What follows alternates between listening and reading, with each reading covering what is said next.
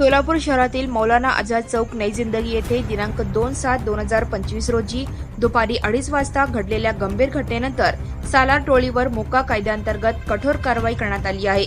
फिर्यादी सोहेल रमजान सय्यद यांनी हात उसने दिलेले पैसे परत मागितले असता आरोपी फैसल सालार, जाफर शेटे, टिपू सालार, अनीस अहमद उर्फ पापड्या, अक्रम पैलवान आणि इतर 3 ते 4 जणांनी त्यांना लाथाबुक्क्यांनी मारहाण केली।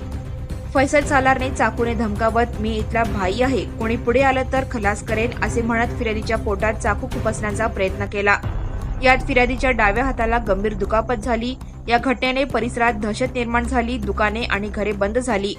एमआयडीसी पोलीस ठाण्यात भारतीय दंड संहिता, भारतीय हत्यार कायदा, फौजदारी सुधारणा कायदा आणि महाराष्ट्र पोलीस कायद्याअंतर्गत गुन्हा दाखल झाला। तपासात आरोपी फैसल अब्दुल रहीम सालार, जाफर मोहम्मद युसुफ शेटे, सईद उर्फ टिपू अब्दुल रहीम सालार, अनीस अहमद